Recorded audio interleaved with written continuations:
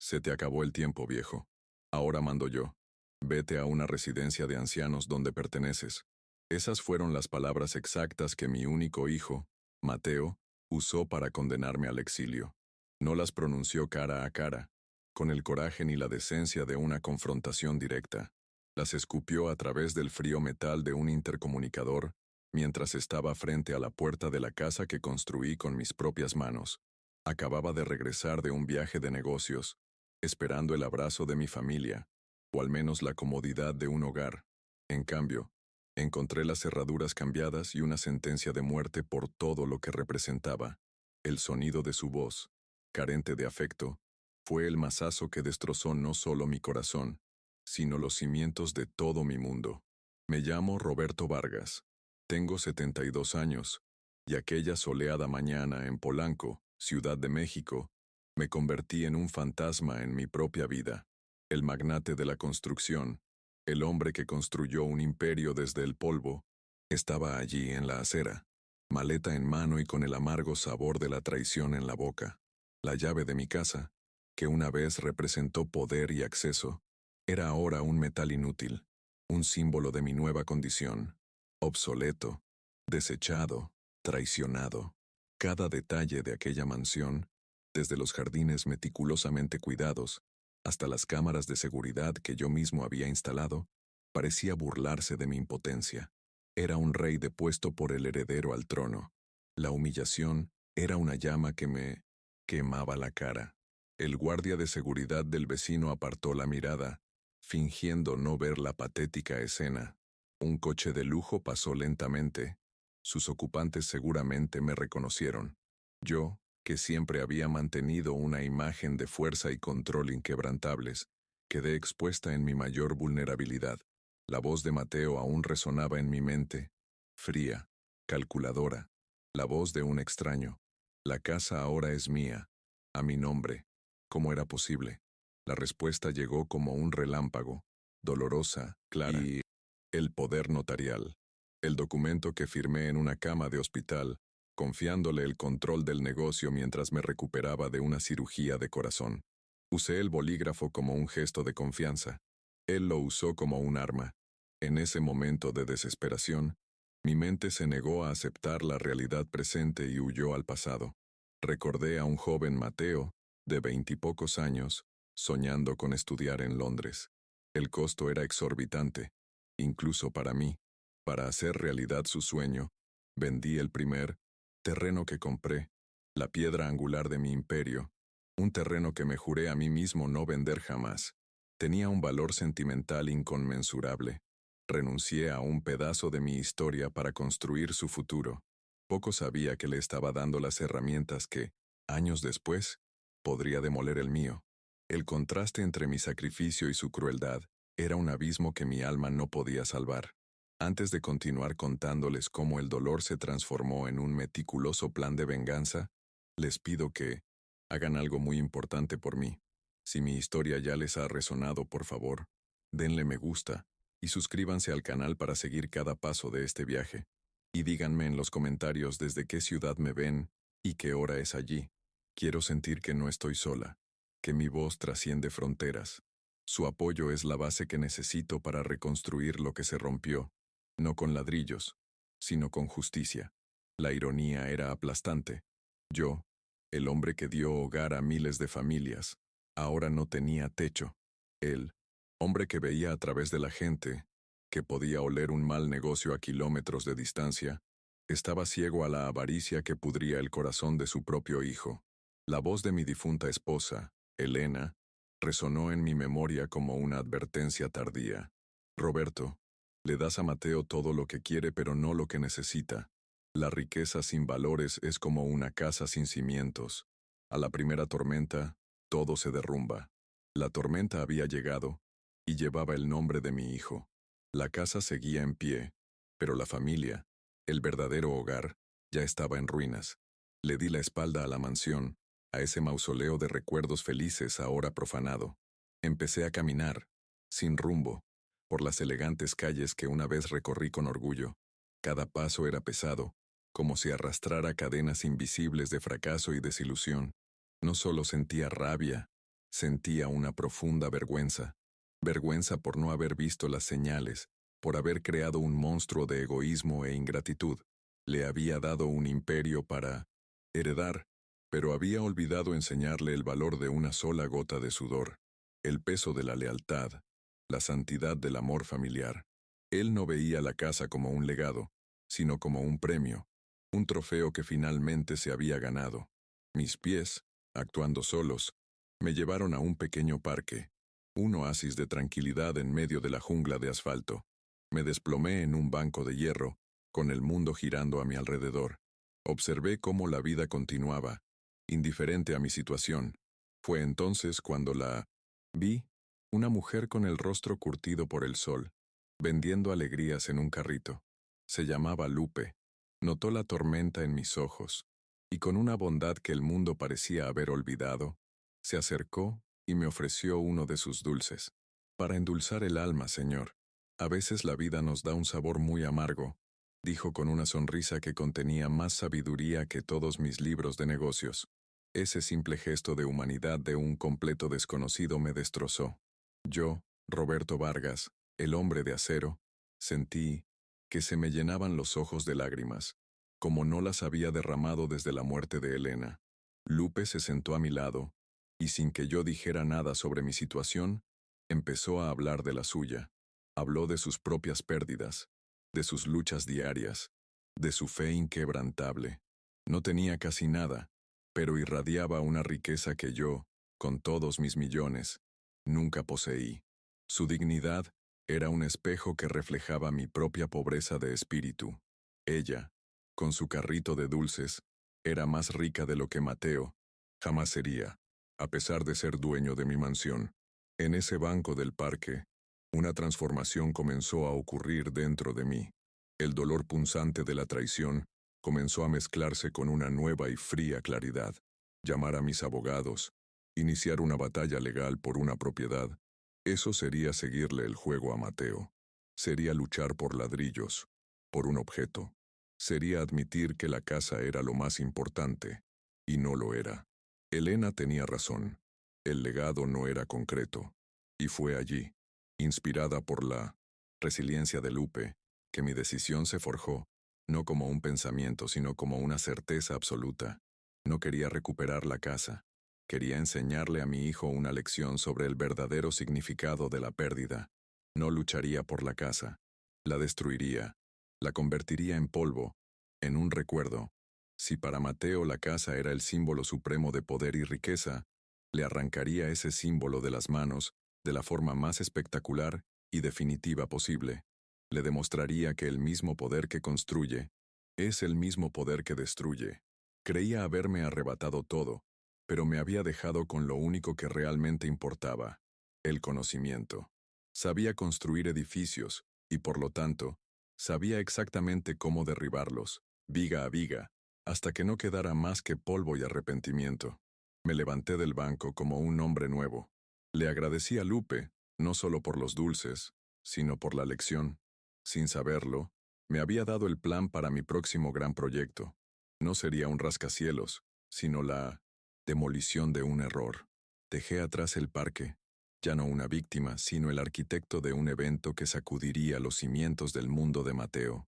La humillación que me infligió sería la energía que impulsaría cada paso de mi plan. Me llamó viejo y me envió a una residencia de ancianos.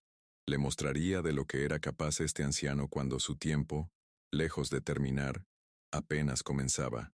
La primera llamada no fue a mi abogado, sino a Javier, el dueño de la empresa de demolición más grande del país, un hombre que me debía algunos favores. Javier, soy yo, Roberto. Tengo un trabajo para ti, un trabajo que requiere discreción y, a la vez, causará mucho ruido. Al otro lado de la línea, percibí su curiosidad. Roberto, dime, ¿qué necesitas que derrumbe? Una fría sonrisa se dibujó en mis labios. Mi casa en Polanco, respondí. El silencio que siguió confirmó que mi plan era tan descabellado como brillante. La guerra no sería por propiedades, sino por un legado, y estaba a punto de demostrar que el verdadero legado es el que nadie puede arrebatar, ni siquiera el propio hijo. Pasé la noche en un hotel, planeando cada detalle. La estrategia sería una obra maestra de ingeniería legal y psicológica. No alegaría fraude. Usaría el propio sistema en su contra. Como constructor original, tenía acceso a todos los planos, informes y secretos estructurales de esa casa. Invocaría cláusulas de seguridad, alegaría defectos estructurales invisibles a simple vista, y crearía un laberinto burocrático, del que Mateo, con toda su arrogancia, no sabría cómo escapar. Él era el dueño en el papel, pero yo era el creador, y el creador siempre conserva el poder de deshacer su creación. La primera pieza de mi ajedrez se movería al amanecer. Un funcionario judicial entregaría el primer aviso, no una citación, sino un aviso de inspección estructural de alto riesgo para demolición inminente. Las palabras fueron cuidadosamente elegidas para inducir el máximo pánico. Quería que sintiera temblar el suelo, bajo sus pies, que sintiera cómo la seguridad de esos muros que había robado se disolvía en miedo e incertidumbre. Creyó que la batalla había terminado cuando me cerró la puerta en las narices. Poco sabía que el portazo de esa puerta era el pistoletazo de salida de la verdadera guerra. Si crees que un padre tiene derecho a luchar por su honor y que la justicia debe prevalecer, incluso por medios inesperados, te insto a que te suscribas a nuestro canal si aún no lo has hecho. Cada nuevo suscriptor es un soldado más en este ejército que lucha contra la ingratitud. Tu suscripción me confirma que voy por buen camino y que mi historia me sirve de advertencia e inspiración. Juntos, llegaremos hasta el final, para descubrir si es posible reconstruir la dignidad sobre las ruinas de la traición. No te pierdas los próximos capítulos de esta saga. Mi abogado, Hernán, un hombre leal pero extremadamente conservador, sería el primer obstáculo. Me llamaría desesperado en cuanto supiera de mi plan por sus contactos. Intentaría convencerme de seguir el camino tradicional, de luchar para anular la transferencia. Pero mi decisión era irrevocable. Una batalla legal sería larga y áspera, y al final, incluso si ganaba, la casa quedaría manchada para siempre por la traición. Ya no quería esa casa. Quería que desapareciera, que se convirtiera en una leyenda, un monumento a la avaricia de Mateo. La sociedad, nuestros amigos, nuestra familia, todos tendrían que elegir bando. Muchos me considerarían un viejo loco, consumido por el deseo de venganza. Que ellos lo juzgaran. No habían sentido la puñalada de la traición en sus propias espaldas. Otros, los pocos que entendían que hay cosas más valiosas que el dinero, me apoyarían. Pero su opinión no importaba. La única aprobación que buscaba era la de mi conciencia y el recuerdo de Elena. Y sabía que ella, que siempre valoró el honor por encima de todo, lo entendería. Comprendería que a veces se necesita un acto de destrucción para purificar la tierra. Me imaginé la escena. Mateo probablemente aún celebrando su victoria, recibiendo el sobre oficial. Su arrogancia inicial se transformó en confusión, luego en temor, al recordar las palabras demolición inminente. Me había subestimado. Solo veía en mí la figura paterna, la figura a la que siempre podía manipular con chantaje emocional o indiferencia. Había olvidado al Roberto Vargas que conocía el mundo empresarial, el estratega despiadado, el hombre que nunca entraba en una batalla que no sabía que podía ganar. Y esta, yo la ganaría, no recuperando lo que era mío, sino asegurándome de que tampoco fuera suyo. La noche fue larga, pero por primera vez en mucho tiempo, no me sentí solo. La compañía de mi determinación era más real que la presencia de mucha gente. Estaba en paz con mi decisión. Mateo había convertido nuestro hogar en un campo de batalla. Simplemente no esperaba que respondiera con tácticas de tierra arrasada. Quería el reino, pero olvidaba que el rey, incluso en el exilio, aún tiene el poder de ordenar que el reino quede reducido a cenizas. La primera luz del día que entraba por la ventana del hotel anunciaba no solo un nuevo día, sino una nueva era en la familia Vargas, la era de la deconstrucción. Mientras el mundo despertaba, mi plan ya estaba en marcha. Se archivaban los documentos, se contactaba a las personas adecuadas. No sentía alegría ni placer por la venganza. Sentía una calma gélida, la calma de un cirujano a punto de realizar Una operación radical pero necesaria para extirpar un tumor. El tumor era la codicia, la podredumbre moral que se había arraigado en el corazón de mi familia, y la casa era el cuerpo infectado que debía ser sacrificado para que el alma pudiera, quizás algún día, salvarse. El primer acto de esta tragedia familiar llegaba a su fin, no con mi derrota, como mi hijo imaginó, sino con un giro inesperado. El punto de inflexión no fue la pérdida de mi hogar, sino mi negativa a luchar por él. Fue mi decisión de cambiar las reglas del juego, de convertir una disputa por una herencia en una lección de valores. Mateo creyó haberme acorralado, pero en realidad, solo me había liberado. Me liberó de mis apegos materiales, de la culpa de haber sido un padre ausente, y del viejo guerrero que nunca supo que existía. El anzuelo estaba puesto. La historia ya no trataba sobre un crimen, sino sobre un castigo, y el castigo sería tan grandioso y visible como los edificios que construí. La ciudad entera sería testigo. La caída de la mansión Vargas no sería solo un evento inmobiliario, sería una parábola sobre la fragilidad de la riqueza material cuando carece de amor, respeto y honor. Estaba a punto de enseñarle a mi hijo y al mundo que se necesita mucho más que una firma para construir un legado, sino solo la decisión de demolerlo. Recordé a Lupe y su sonrisa serena. Ella, con su vida sencilla, era la prueba viviente de que la verdadera construcción surge desde dentro. Construía su dignidad cada día, con cada dulce vendido, con cada sonrisa compartida. Ella fue mi inspiración. Yo también construiría algo nuevo, pero primero necesitaba limpiar el terreno. Y la limpieza sería ruidosa, dramática, y sobre todo, inolvidable. Mateo quería la casa, yo le daría el terreno, un terreno baldío, como su alma. La notificación ya estaba en camino. Casi podía oír el sonido del papel rasgándose, el silencio conmocionado, el inicio del pánico, el primer temblor, la primera grieta en su fortaleza de arrogancia. Este era el final del principio. El conflicto estaba establecido, las piezas posicionadas en el tablero de ajedrez y el primer movimiento, el mío, estaba a punto de poner en jaque a su rey. La narrativa ahora avanzaría hacia el desarrollo de esta guerra, hacia las alianzas y traiciones que surgirían, hacia la escalada de un conflicto que nos consumiría a todos. La transición al segundo acto estaría marcada por la reacción de Mateo, su incredulidad, su furia, sus intentos de detenerme. Me buscaría, no para pedirme perdón, sino para llamarme loco, para amenazarme, y yo estaría listo.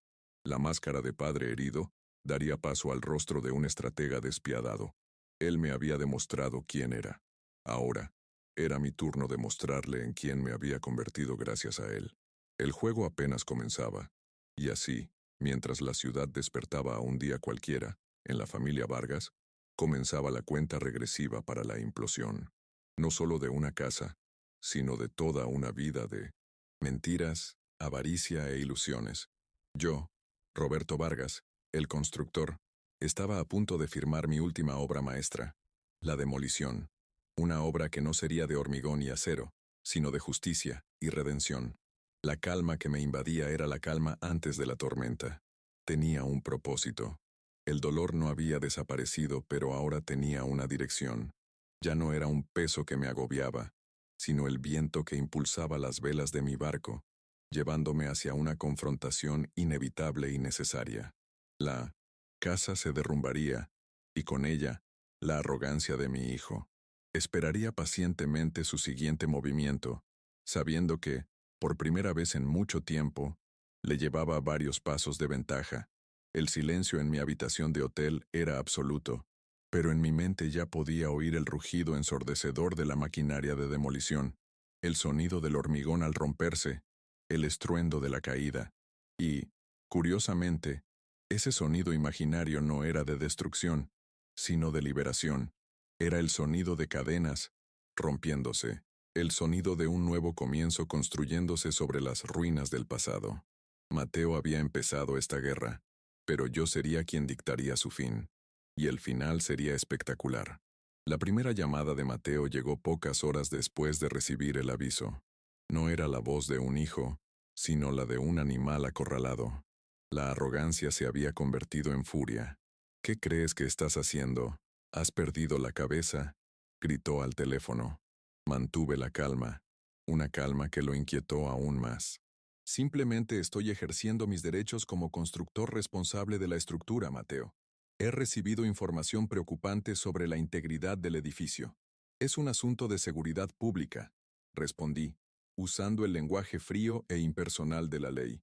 Me maldijo. Amenazó con demandarme, con internarme. Cada insulto era prueba de que el primer golpe había dado en el blanco. No lo entendía. Seguía pensando que era una negociación, una lucha de poder. No se daba cuenta de que ya había superado todo eso. Poco después, le tocó el turno a Hernán, mi abogado y amigo de 30 años. Su voz estaba cargada de preocupación e incredulidad. Roberto, por Dios, dime que esto es una estrategia de negociación. ¿Demoler tu propia casa? ¿La de Elena? Eso es autodestrucción. Podemos anular la transferencia. Tenemos un caso sólido de abuso de confianza. Le expliqué pacientemente mi razonamiento. Le dije que luchar por la casa sería como luchar por un cadáver. El espíritu de ese hogar había sido asesinado. No quiero que me devuelvan el cuerpo, Hernán. Quiero un funeral digno de lo que una vez representó, y quiero que el asesino sea obligado a asistir. Hernán permaneció en silencio, incapaz de argumentar contra una lógica que no era legal, sino visceral. Como lo había planeado, la historia explotó en los medios. El periodista al que le filtré la información hizo un trabajo espectacular. El titular apareció en todos los portales de noticias. Guerra Vargas, magnate traicionado, amenaza con demoler mansión millonaria tomada por su propio hijo. La historia estaba llena de drama familiar, traición y venganza de proporciones épicas. El teléfono no paraba de sonar. Amigos, socios, parientes lejanos. Algunos me ofrecieron apoyo, otros me llamaron loco. La opinión pública estaba dividida, pero lo más importante sucedió. La vergüenza, que antes había sido solo mía, ahora era de Mateo. Él, que tanto valoraba su imagen y estatus, estaba siendo expuesto como un hijo, desagradecido y codicioso. Su castillo podría tener murallas altas, pero no lo protegerían del juicio público. Mientras la tormenta mediática arreciaba, me refugié en los recuerdos de Elena. Recordé el día que compramos el terreno. Con mi perspicacia empresarial, hablé de la posible revalorización, de la grandeza del edificio que construiríamos. Elena me interrumpió, poniéndome la mano en el pecho. No quiero un museo de tu éxito, Roberto. Quiero un hogar. Quiero un lugar donde nuestros hijos y nietos corran por estos jardines donde el sonido de las risas sea más fuerte que el eco de los negocios. Y ahora en mi mente, vi las fotos que Mateo publicó en redes sociales. Fiestas extravagantes, llenas de desconocidos, música a todo volumen y ostentación vacía. Había convertido su sueño en un escenario para su ego. Para desafiar mis acciones, Mateo decidió hacer exactamente lo que predije. Subió la apuesta de la ostentación. Ofreció una gran fiesta en la mansión, invitando a toda la élite de la ciudad. Fue un acto de desafío, una forma de decirle al mundo, miren, esta es mi casa, y la vida continúa. Lo observé todo desde lejos, a través de las noticias y los informantes. Vi el falso brillo de las luces, el sonido hueco de la música. En una de las entrevistas que dio en la puerta del evento dijo, mi padre está pasando por un momento difícil, está confundido, lo amo, y espero que se recupere pronto. Mientras tanto, cuidaré del legado de nuestra familia. La hipocresía era tan descarada que casi resultaba admirable en su audacia. No solo me estaba robando, intentaba borrar mi historia. Fue Hernán quien me trajo la primera revelación concreta, la primera pieza del rompecabezas que explicaba la prisa y la desesperación de Mateo. Mi hijo estaba ahogado en deudas. Un negocio de importación de vinos de lujo que había iniciado sin mi conocimiento había fracasado estrepitosamente. Debía millones a peligrosos usureros, gente que no se conformaba con demandas. La mansión no era un trofeo para él, era un salvavidas. Necesitaba la propiedad a su nombre para usarla como garantía para nuevos préstamos, o más probablemente, para venderla rápidamente. De repente, la traición dejó de ser solo un acto de avaricia para convertirse en un acto de pura desesperación. Esto no lo exculpó, pero hizo que sus acciones fueran aún más patéticas. Una noche, la soledad en la habitación del hotel era abrumadora. Encendí la televisión para ahogar el silencio, y me encontré con un programa de chismes que mostraba imágenes de la fiesta de Mateo. Vi a mi hijo riendo, brindando con champán, junto a una atractiva mujer rubia, claramente deslumbrada por el lujo. Y entonces, se me heló la sangre. En su muñeca brillaba un inconfundible brazalete de diamantes y zafiros. Era de Elena, una pieza que le había regalado por nuestro 25 aniversario de bodas y que ella atesoraba. Mateo, mi propio hijo, estaba saqueando las joyas de su difunta madre para dárselas a sus amantes. El dolor era físico, una punzada en el pecho que me dejaba sin aliento. Este ya no era mi hijo. Era un vándalo profanando un templo sagrado. El conflicto escaló a un nuevo nivel. Ya no se trataba de la casa ni del dinero. Se trataba de la memoria de Elena, del honor de nuestra familia. Ese acto, darle las joyas de su madre a otra mujer, fue la gota que colmó el vaso. Demostró un nivel de depravación moral que no creía posible. A partir de ese momento, cualquier duda que pudiera haber albergado sobre la drástica decisión de mi plan se desvaneció. La demolición ya no era una lección, era un acto de purificación. Necesitaba purificar ese lugar, borrar todo rastro de la presencia impía de Mateo, incluso si eso significaba destruir los muros que una vez albergaron mi amor por Elena. Con el corazón apesadumbrado, pero con la determinación de un inquisidor, usé mis contactos para indagar más a fondo en la vida de Mateo. La información que recibí fue peor de lo que imaginaba. Descubrí que un año antes, había intentado en secreto presentar una demanda para que me declararan mentalmente incompetente, alegando que mi viudez me había dejado senil e incapaz de dirigir el negocio. Uno de los directores más leales de mi empresa lo impidió. Se negó a cooperar y me advirtió discretamente en aquel momento. Pero yo, en mi ceguera paternal, me negué a creerle. Ahora todo tenía sentido. El robo en la casa no fue un acto impulsivo, sino la culminación de un plan frío y calculado que se había estado gestando durante años en la sombra. Decidí que era hora de una confrontación directa. Le pedí a Hernán que programara una reunión, una última antes de que llegaran las máquinas. La reunión tuvo lugar en la oficina de Hernán, un territorio neutral. Mateo llegó arrogante, con un traje caro, acompañado de su propio abogado. Pensó que me intimidaría con jerga legal. Lo dejé hablar. Me acusó de chantaje, de manchar el apellido familiar, de comportarme como una niña malcriada. Ofreció un trato, una pensión generosa y un apartamento de lujo a cambio de renunciar a la locura de la demolición. La oferta era un insulto disfrazado de falsa generosidad. Cuando terminó, lo miré fijamente, no con ira, sino con una frialdad que lo desconcertó. Puse una cajita de terciopelo sobre la mesa. ¿Reconoces esto?, pregunté. No necesitó abrirla para saber qué era. Era la caja vacía del brazalete de su madre. Sé de tus deudas, Mateo. Sé de tu intento de que me interdijeran. Y sé que has estado saqueando las joyas de tu madre para pagar tu vida de mentiras. Por primera vez, vi el pánico en sus ojos.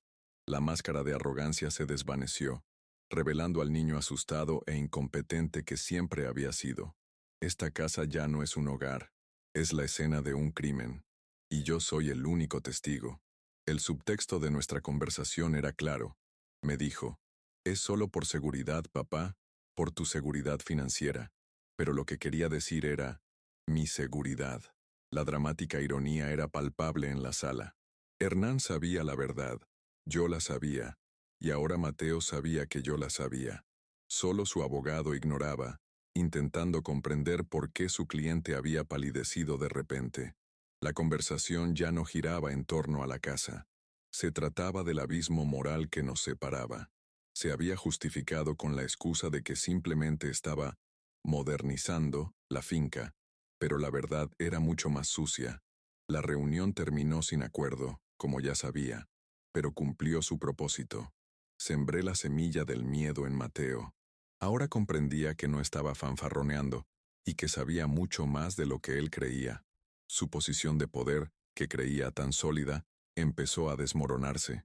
Salió de la oficina visiblemente conmocionado, instruyendo a su abogado para que encontrara la manera de detener la demolición a cualquier precio. La guerra de nervios había comenzado de verdad, y la ventaja, por primera vez, estaba claramente de mi lado. Había convertido su mayor fortaleza, la propiedad de la casa, en su mayor debilidad. Les pido su atención de nuevo por un momento. Si esta historia de la lucha por la dignidad les resuena, por favor, díganme desde dónde la ven y qué hora es. Saber que hay personas en diferentes rincones del mundo, en diferentes zonas horarias, siguiendo mi lucha me da una fuerza extraordinaria. Es como si cada comentario fuera un ladrillo de apoyo, que ayuda a construir una nueva base, no de hormigón, sino de solidaridad humana. Su presencia, aunque sea virtual, me recuerda que no estoy sola en este camino. Las semanas siguientes fueron una escalada de tácticas legales. El abogado de Mateo presentó recursos judiciales, peticiones de emergencia, e intentó por todos los medios bloquear la orden de demolición. Pero Javier y yo siempre íbamos un paso por delante. Por cada argumento legal que presentaban, teníamos un contraargumento técnico, un informe de ingeniería, un informe de seguridad que lo refutaba. La burocracia que Mateo despreciaba era ahora mi campo de batalla, y en ella, yo era un general experimentado. Con cada pequeña victoria en los tribunales, sentía que la balanza de la justicia comenzaba a inclinarse poco a poco a mi favor.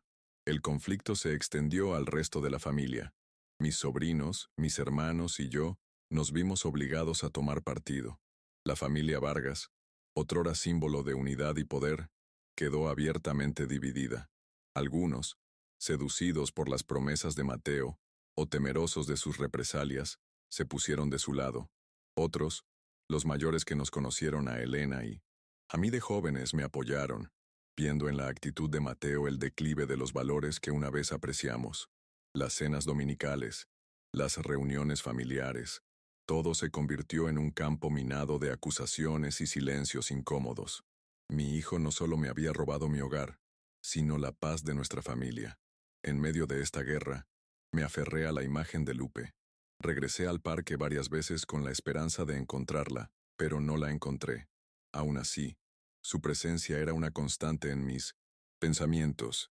Representaba un mundo diferente, un mundo donde el valor de una persona no se medía por sus posesiones, sino por su resiliencia y bondad. Su recuerdo me impidió ser consumido por el odio. Mi lucha no era solo contra Mateo, era por un futuro donde pudiera encontrar la paz y la dignidad que vi en los ojos de aquella vendedora de dulces. Ella era mi luz, mi recordatorio de lo que realmente intentaba reconstruir. La presión sobre Mateo aumentaba a diario. Sus acreedores, al leer las noticias sobre la posible demolición de su único bien valioso, comenzaron a acosarlo. Las fiestas cesaron. Sus amigos egoístas se alejaron. Se aislaba, encerrado en la mansión que se había convertido en su prisión dorada. Podía imaginarlo caminando por los silenciosos pasillos, cada objeto de arte, cada lujoso mueble, un recordatorio de que todo podía convertirse en polvo en cualquier momento. La tortura psicológica era quizás más efectiva que cualquier proceso legal. No solo estaba demoliendo una casa, estaba demoliendo su cordura. Entonces cometió su último error, el acto que selló su destino, y puso fin a cualquier posibilidad de reconciliación. Hernán me llamó. Su voz era una mezcla de furia y tristeza. Había descubierto que Mateo había contratado a un tasador de arte para catalogar y vender en secreto toda la colección que Elena y yo habíamos reunido a lo largo de 50 años. Eran pinturas, esculturas, piezas únicas que mi esposa amaba profundamente. Cada pieza contaba una historia, representaba un viaje, un momento feliz. No solo intentaba vender bienes para saldar sus deudas, estaba vendiendo el alma de su madre, pieza por pieza. Esa fue la revelación más dolorosa de todas. más que el robo en la casa, más que las joyas. La colección de arte era el santuario de Elena. Era su legado personal, su pasión. Saber que Mateo, su propio hijo, la veía solo como una figura, como un medio para un fin, destrozó la última pizca de esperanza que tenía en él. Ese chico que amaba a quien había criado estaba muerto. En su lugar había un monstruo, un extraño con el rostro de mi hijo, pero con el alma vacía. El dolor era tan intenso que me dobló. En ese momento, en el silencio de mi habitación de hotel, me sentí completamente derrotada. No por él, sino por la tristeza. Sabía que la indignación moral del público alcanzaría su punto álgido en ese momento. La violación de la memoria de una madre es una transgresión universal, un pecado injustificable. La casa era una cosa, las joyas otra, pero el arte, su alma, era el límite. Este último acto de profanación fue el clímax del segundo acto.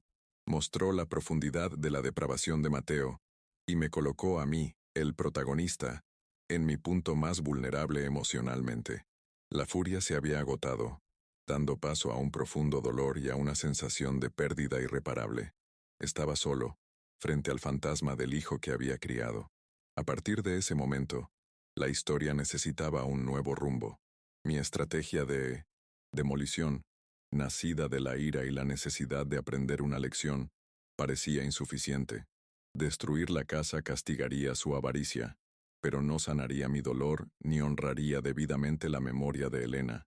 Necesitaba más que venganza, necesitaba redención, y me di cuenta de que no podía encontrarla sola. El dolor me había aislado, pero para escapar de ese abismo, necesitaría ayuda. Necesitaría una nueva familia, una nueva comunidad. Necesitaría encontrar a Lupe. El segundo acto termina aquí, tocándome el fondo emocional. La revelación sobre la colección de arte fue el golpe final que me dejó tambaleándome. Todas mis defensas, mi ira, mi frialdad estratégica, se derrumbaron, dejando solo a un anciano desconsolado. La pregunta ya no era si la casa sería demolida, sino qué surgiría de sus ruinas. El conflicto escaló de lo material a lo moral, y ahora, a lo espiritual. La indignación del espectador está en su punto álgido, y mi vulnerabilidad clama por una resolución que vaya más allá de la simple destrucción. El escenario está listo para el tercer y último acto. A medida que avanzaba la noche, miraba fijamente una vieja foto de Elena en mi teléfono. Sus ojos parecían preguntarme, ¿y ahora qué, Roberto? ¿Qué construirás con tanta destrucción? No tenía la respuesta. Lo único que sabía era que el camino que estaba recorriendo, el camino de la aniquilación, no me llevaría a la paz. Necesitaba un nuevo plan, uno que no se tratara de derribar, sino de construir algo nuevo, algo que Elena aprobara, algo que, de alguna manera, pudiera rescatar el verdadero legado de nuestra familia de las garras de la avaricia de nuestro hijo. La batalla legal por la demolición continuaba, pero mi corazón ya no estaba en ella. Mi mente estaba en otra parte, buscando una solución que honrara el pasado y construyera un futuro. El enfrentamiento con Mateo me había enseñado más sobre mí que sobre él. Me había mostrado mi apego a los símbolos materiales, lo profundamente invertido que estaba mi ego en esa mansión. Quizás al intentar darle una lección, el universo también intentaba enseñarme una, que la verdadera fuerza no reside en destruir lo que nos duele, sino en crear algo que nos sane. La ironía definitiva del plan de Mateo fue que, al intentar borrarme, terminó revelándome a mí mismo. Al robarme la casa, me obligó a encontrar un nuevo hogar dentro de mí. Al intentar vender el legado de su madre, me obligó a redefinir su verdadero significado. El dolor que me infligió fue inmenso, pero como el carbón bajo presión se convierte en diamante, mi dolor comenzaba a transformarse en claridad cristalina. Sabía lo que tenía que hacer. No era solo demoler la casa, era demoler al hombre que era, y construir uno nuevo en su lugar. El abogado de Mateo, percibiendo el cambio de rumbo, intentó una última táctica. Propuso una reconciliación pública. Mateo se disculparía, devolvería la casa y emitiríamos un comunicado conjunto a la prensa, culpando a los malentendidos y al estrés. Fue un intento patético de salvar su imagen y, sobre todo, su crédito. Me negué sin dudarlo. Se había acabado el tiempo de los malentendidos.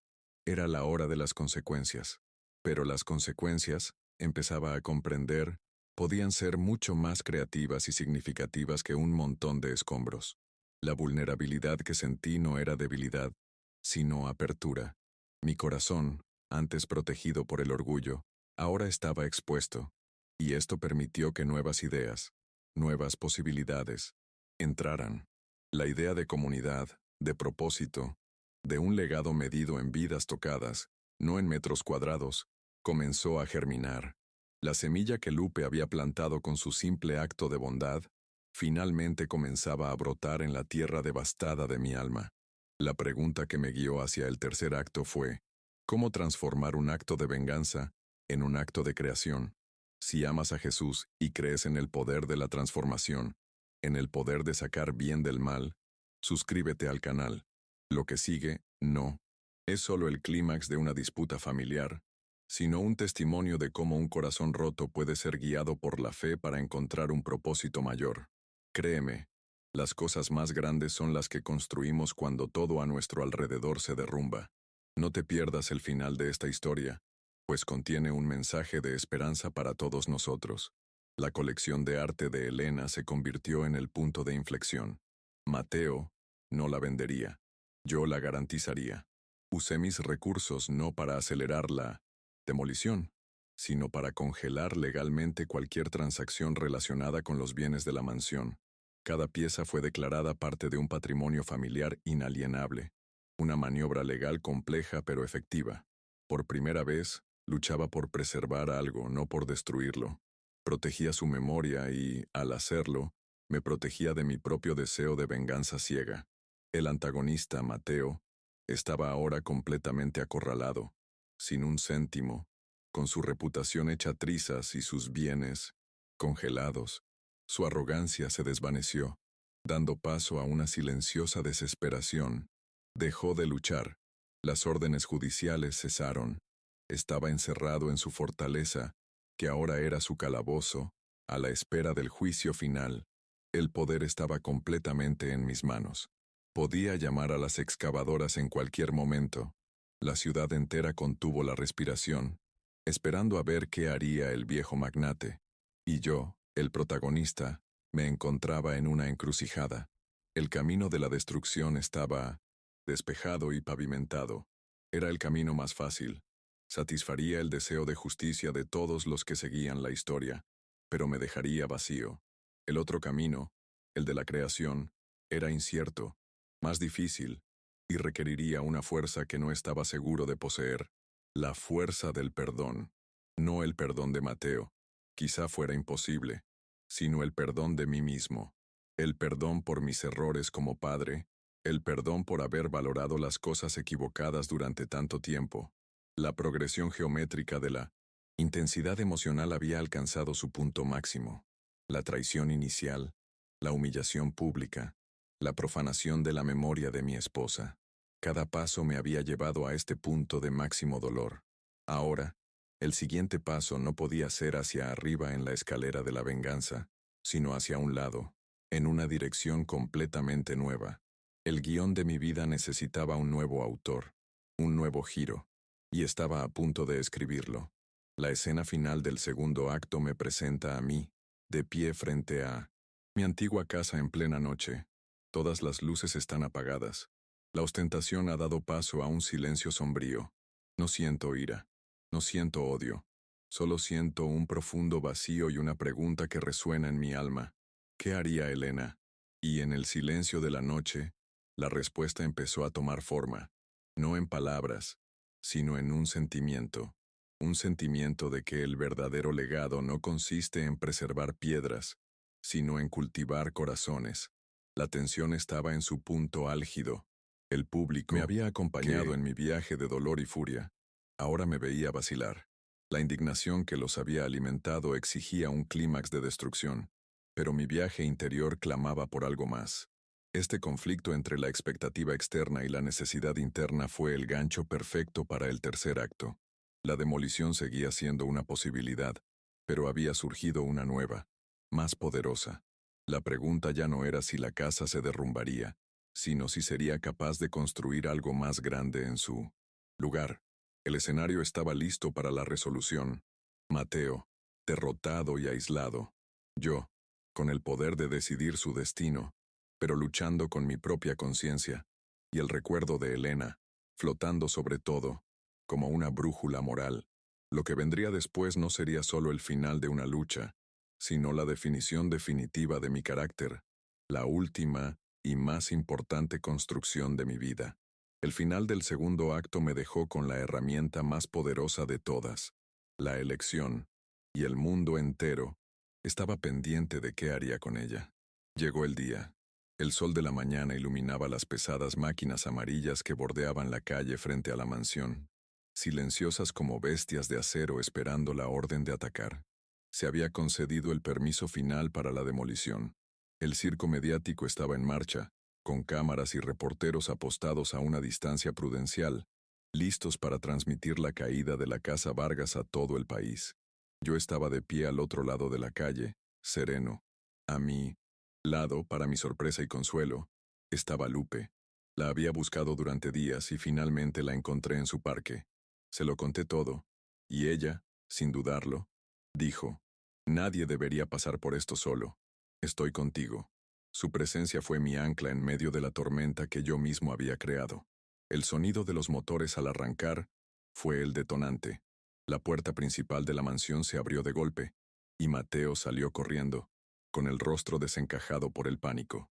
Atrás quedaron la arrogancia, los trajes caros. Estaba en pijama, con el pelo despeinado y los ojos abiertos de par en par por el terror. Corrió hacia la verja, gritando, suplicando: «Padre, no, por favor, no hagas esto. Es nuestra casa, nuestro legado familiar». Se aferró a los barrotes, con el cuerpo temblando, finalmente roto. La imagen del hombre poderoso que había intentado ser se desmoronó, revelando al niño aterrorizado que se escondía debajo. No lloraba por la casa, lloraba por su futuro de lujo fácil, que estaba a punto de convertirse en escombros. Crucé la calle lentamente, deteniéndome a pocos metros de él, separados por las vallas que antes simbolizaban seguridad y ahora representaban nuestra división. Me miró con los ojos llenos de lágrimas de desesperación. «¿Cómo puedes destruir el legado familiar?», repitió con la voz quebrada. Lo miré, no con odio, sino con profunda tristeza, la tristeza de un padre que llora la pérdida de su hijo. «El legado no era la casa, Mateo», respondí con voz serena, pero afilada como un bisturí.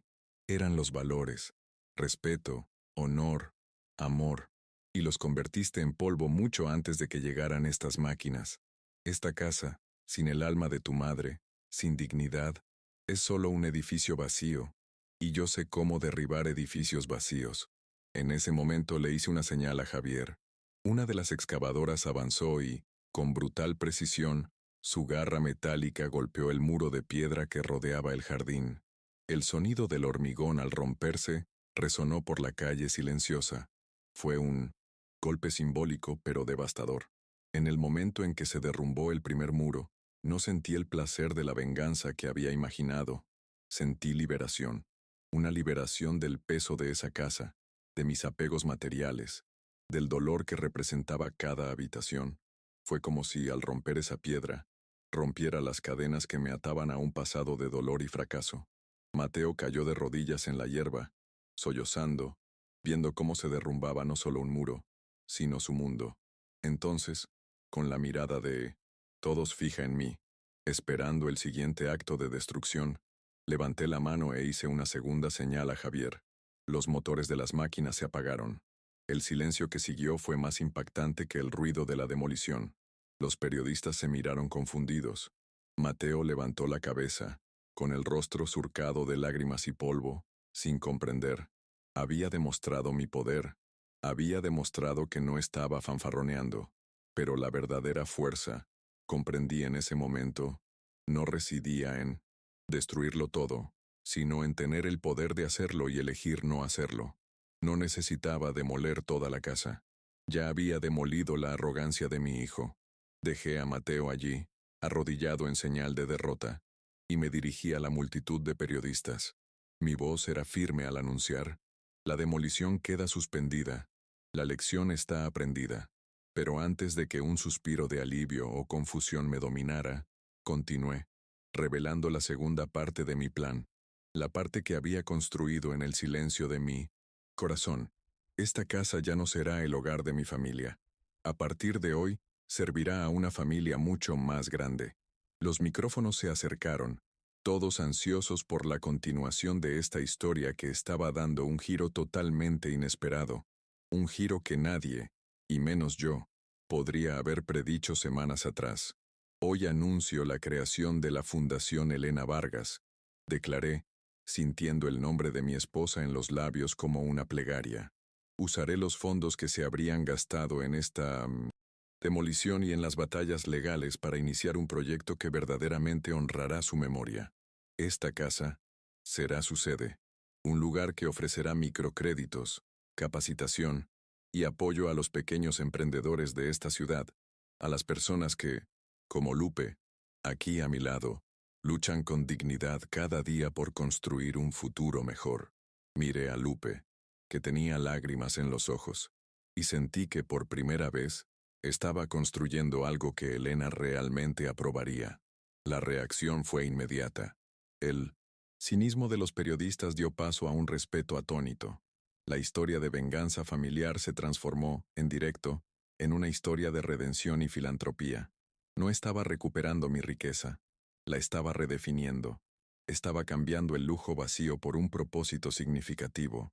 La mansión Vargas, antaño símbolo de la avaricia de Mateo, renacería como un faro de esperanza para la comunidad. La ironía final fue perfecta. La casa que robó para su propio placer egoísta ahora serviría a quienes él y su clase social tan a menudo habían ignorado. Mateo fue escoltado fuera de la propiedad por guardias de seguridad, no como dueño, sino como intruso. No dijo ni una palabra. La conmoción y la humillación lo habían silenciado.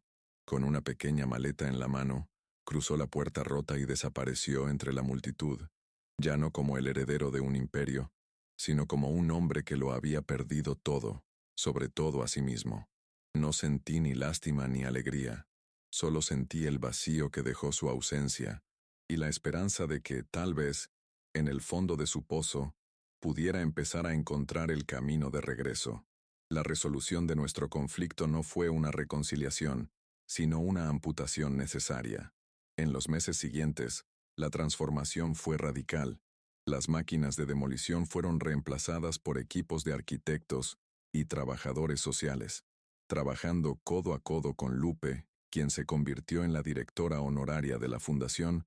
Me sumergí de lleno en el proyecto. Entrevistamos a cientos de vendedores ambulantes, artesanos y pequeños comerciantes. Escuchamos sus historias, sus luchas y sus sueños.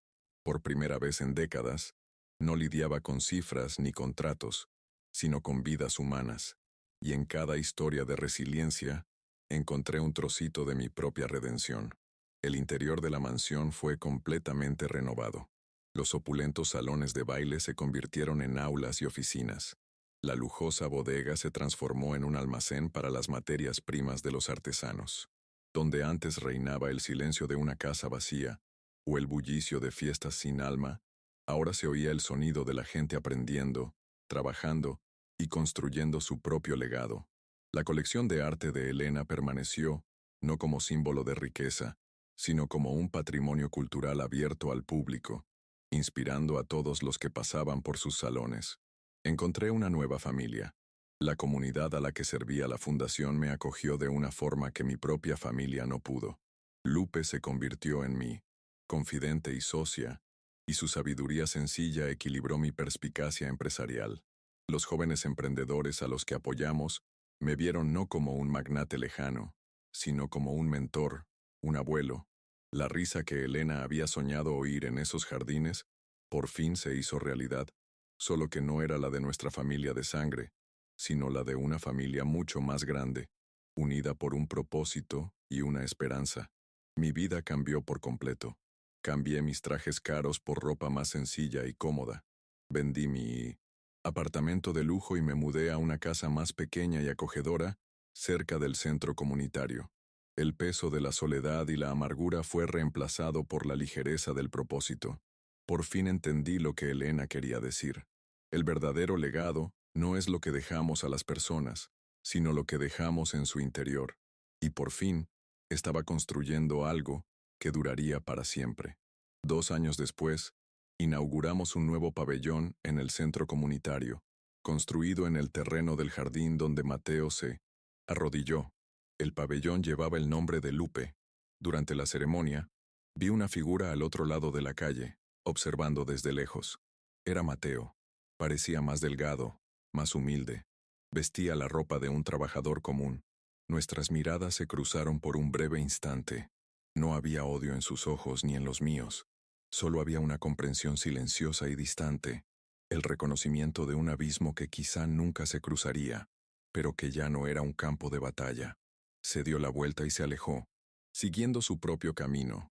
La escena final de mi historia no soy yo, sola, en una mansión vacía, sino yo, rodeada de vida, entregando un diploma a una joven madre que, con la ayuda de nuestra fundación, abrió su propia pequeña panadería.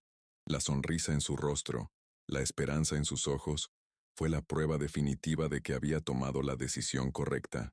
No había restaurado mi antigua casa, pero sí había construido cientos de casas nuevas.